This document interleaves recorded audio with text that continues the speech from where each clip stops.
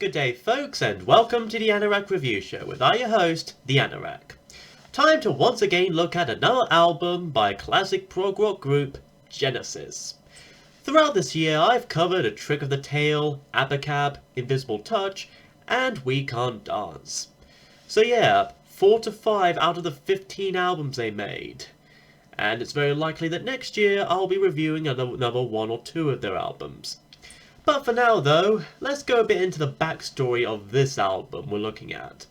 After the success of A Trick of the Tail and its tour across the first half of 1976, the remaining Genesis members of that time, guitarist Steve Hackett, keyboardist Tony Banks, bassist Mike Rutherford, and drummer/new vocalist Phil Collins, came together again to create another album much sooner than one might think. An album that would be released just 45 years ago. And that album would be titled Wind and Wuthering. The name itself came from a few various sources. The wind part apparently originated from a Chinese restaurant in Manhattan called the House of the Four Winds, a title that in of itself would be used for a little short guitar piece that Steve Hackett would have written. And while the Wuthering part obviously comes from the Emily Bronte novel Wuthering Heights.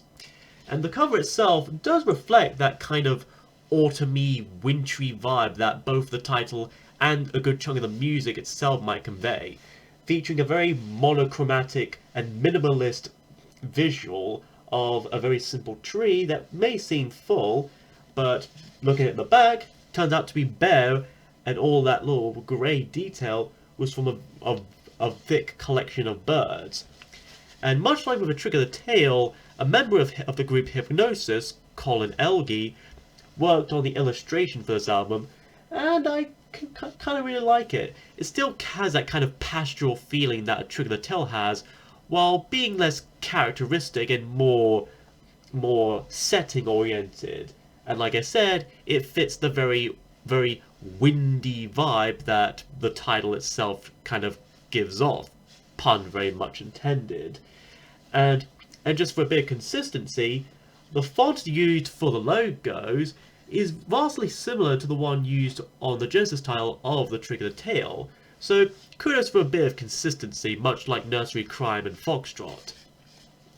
But anyways, let's dig into the music of Wind and Wuthering and see if it's worth listening to around this time of year. The album begins with The 11th Earl of Mar, a grandiose piece written by Hackett, Banks and Rutherford. This was named after and inspired by John Erskine. I'm pretty sure I'm butchering that name wrong.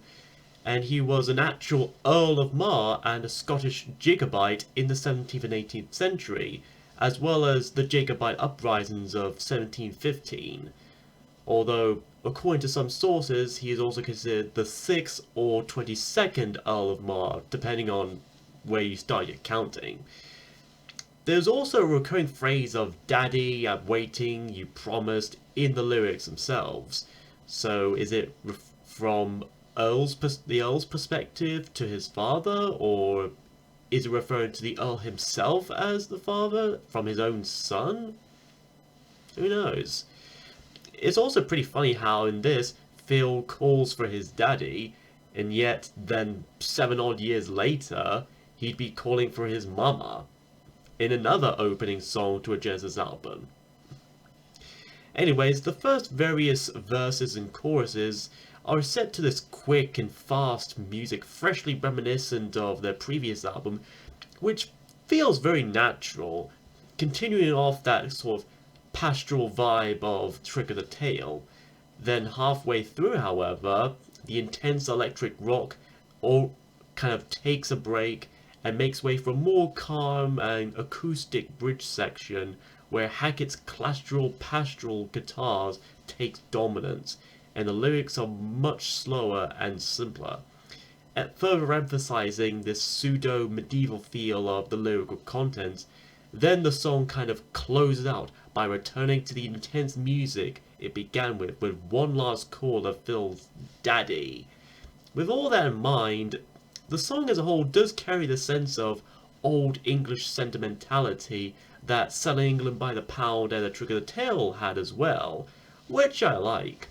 This is another good song and another good and underrated start to a good and underrated album. Next is One for the Vine. Written solely by Tony Banks, this is the longest song of the album at exactly 10 minutes. This epic tells of an individual person who gets mistaken by many people for a messiah-like figure, and they do anything under his command. So over time, he becomes so disillusioned by all the praise and following that he eventually comes to believe that he's indeed their messiah. But in the end, he's just a very naughty boy. The scale of the song alone rivals that of Stagnation and Dancing with the Moonlit Night. The shifting of moods is also worth of note, beginning with a calm and soothing vibe as the sweet vocals of Phil establish the main character and setting and the enigmatic world, slowly building up with that euphoric and familiar mellotron which conveys the sense of ascension and enlightenment, which I just love. Then the music starts to change a bit as Phil sings in falsetto as the main protagonist. Follow me, I'll play the game you want me to. Follow you, follow me. Before suddenly turning quiet and somber as the hero travels to a valley alone by himself, talking to some water and vine, indicating a sense of growing insanity and possibly the closest reference to the title itself. One for the Vine?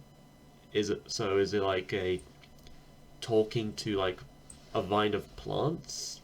I don't know.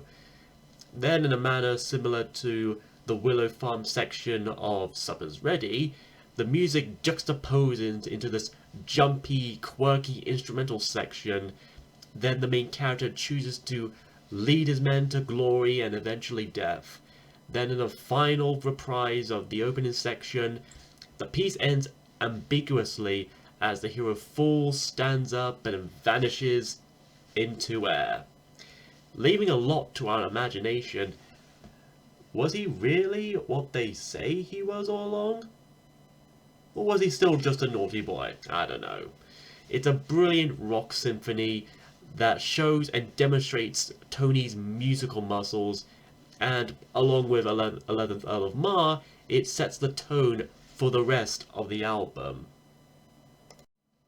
Then there's Your Own Special Way, a love ballad written solely by Mike Rutherford.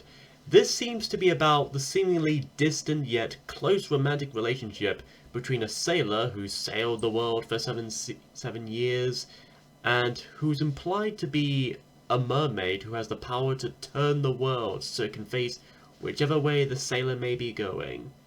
It's also the only quote-unquote single of the album, and with that, it could be considered one of the first proper pop songs by Genesis. A significant part of their overall transition from pure prog of the 70s into prog pop of the 80s. Even with that said, that doesn't automatically make this song bad in any way. On the contrary, it actually is a pretty simple and pretty sweet and beautiful tune that embodies its romantic lyrics.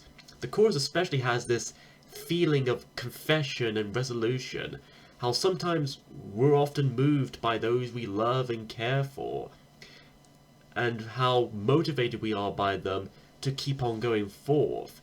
And that motivation, that hope, that dream is merely the first step to many achievements. I mean, just look at this little show of mine.